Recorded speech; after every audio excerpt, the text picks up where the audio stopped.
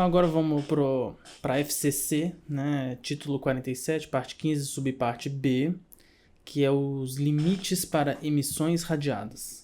Vou começar aqui pela classe A, comercial e industrial.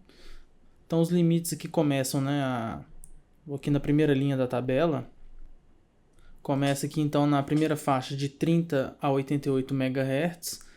O limite do campo elétrico é 90 microvolts por metro. Estou circulando aqui o valor, né? Em dB microvolt por metro, isso fica em 39, né? 39 dB microvolt por metro. Então aqui está escrito, né? Medido a 10 metros. Então a antena tem que ser colocada a 10 metros para fazer a medição do campo elétrico. Eu vou comentar daqui a pouco mais detalhes sobre como é feita a medição. Segunda faixa de frequência, então 88 a 216 MHz. O valor do campo elétrico tem que estar abaixo de 150 microvolts por metro, né? Circulando o valor aqui. Em dB microvolt por metro dá 43,5. Próxima faixa, 216 a 960 MHz. 210 microvolt por metro, né? E em dB microvolt por metro corresponde a 46,4. A partir de 960 MHz, né? 1 GB, né?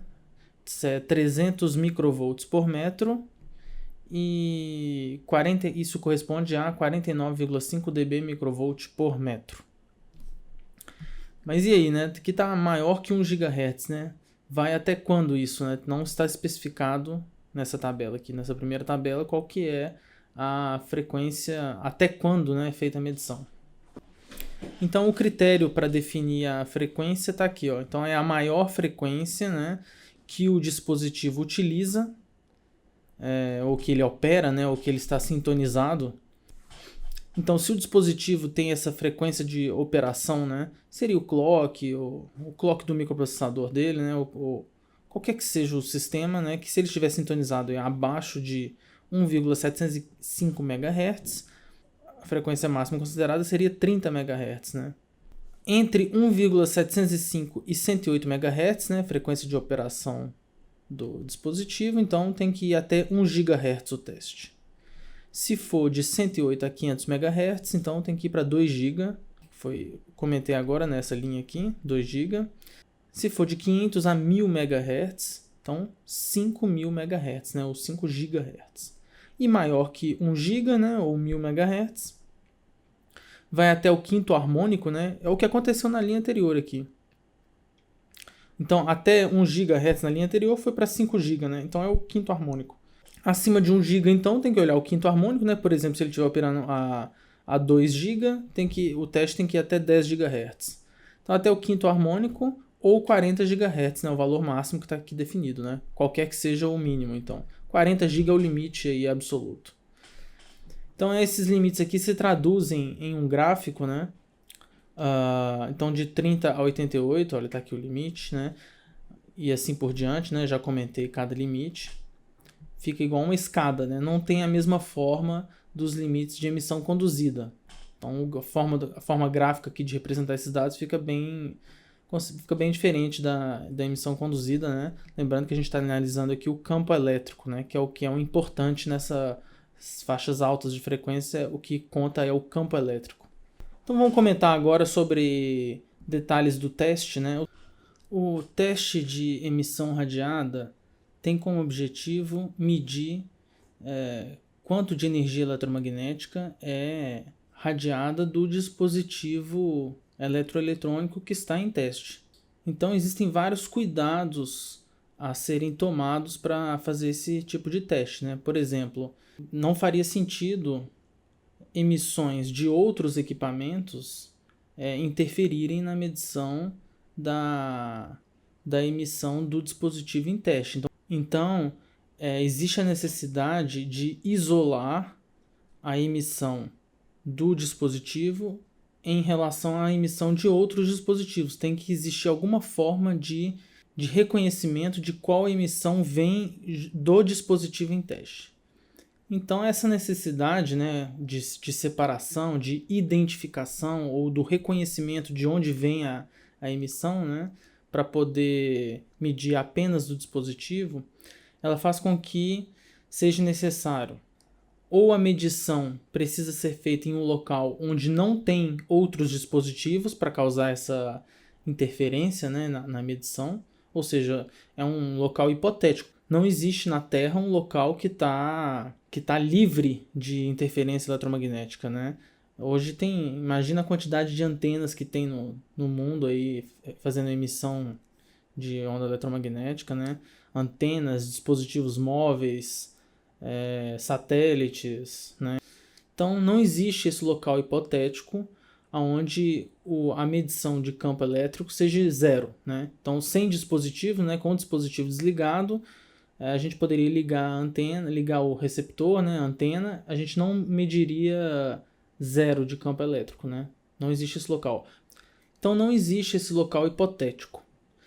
Entretanto, a medição tem que ser realizada, né? Mas existe um local o mais próximo possível desse local hipotético, né, que seria uma área aberta, né, longe dos centros urbanos, que tem muita emissão, né? Então uma área aberta em que o nível de emissão seja relativamente baixo, né, seja suficientemente baixo para não interferir na medição. Então esse tipo de local é chamado de OATS, né, Open Area Test Site. Então OATS, né, a sigla em inglês, é uma possibilidade de fazer o teste de emissão radiada. Bom, a outra opção qual que é? Se não tem um local aberto, né, a outra opção é blindar um determinado local de interferências externas, né? Seria, de certa forma, construir um local em que dentro dele as interferências externas não chegam, né? Então existe também essa possibilidade, né? São as câmaras anecoicas ou semi-anecoicas, né, que fazem com que elas blindam a interferência vinda do exterior, né? Então, com um envoltório metálico, a gente consegue criar uma região onde o campo elétrico dentro é próximo de zero, né? Entretanto, isso cria um novo problema, que seriam reflexões internas ali na câmara, né? Por exemplo, o próprio equipamento ele emitiria ondas eletromagnéticas, mas elas iam refletir nas paredes desse ambiente e aí ia interferir no teste, porque, né, os campos se somam ali e ia causar uma certa interferência. Para isso que tem também, ela tem por fora, ela blinda, né, a parte externa dela vai blindar de interferências externas e a parte interna vai absorver reflexões emitidas pelo dispositivo em teste, né? Então tem que ter uma parede que absorve.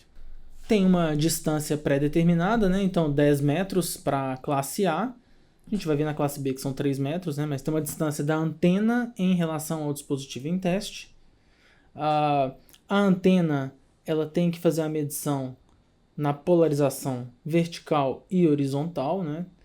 E ela tem que percorrer uma altura, né, de 1 a 4 metros, né? Então você vai percorrendo a antena para poder justamente medir o valor máximo de todos esses cenários, né? Porque imagina o seguinte, o campo eletromagnético emitido do dispositivo, né? A gente não sabe qual que é a polarização em determinado ponto do espaço, né?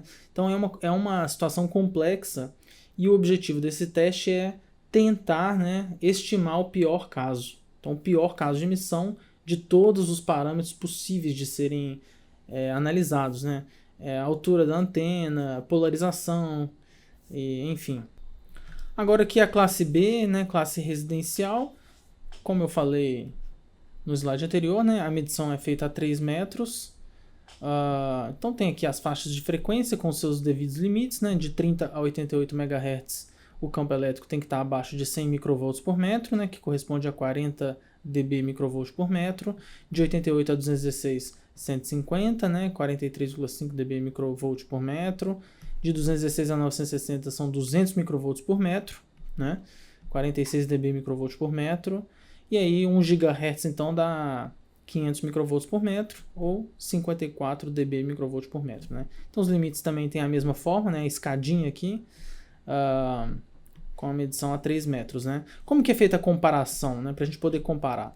Tem uma aproximação linear, que seria fazer a aproximação de que o campo, a intensidade medida vai ser inversamente proporcional à distância. Com essa aproximação fica fácil fazer a comparação, né, do campo elétrico da classe B, residencial, com o campo elétrico da classe A, que é industrial e comercial. Está mostrado aqui nesse slide, né, são as escadinhas aqui. Então eu fiz a transposição dos limites do industrial e comercial para 3 metros, né? Então, se eu passo de 10 metros para 3 metros, isso corresponde a aproximadamente 10 dB, né? Fazendo o inversamente proporcional. Então, notem o seguinte, que na classe A, né, o limite na primeira faixa de frequência fica aí quase em 50 dB microvolt por metro, enquanto que na classe B residencial dá 40 dB microvolt por metro, né? Então tem um rigor maior. E a mesma tendência segue nas seguintes faixas de frequência. Essa aproximação, né, veio do 20 log 10 de 10 dividido por 3, né? Se vocês fizerem essa conta,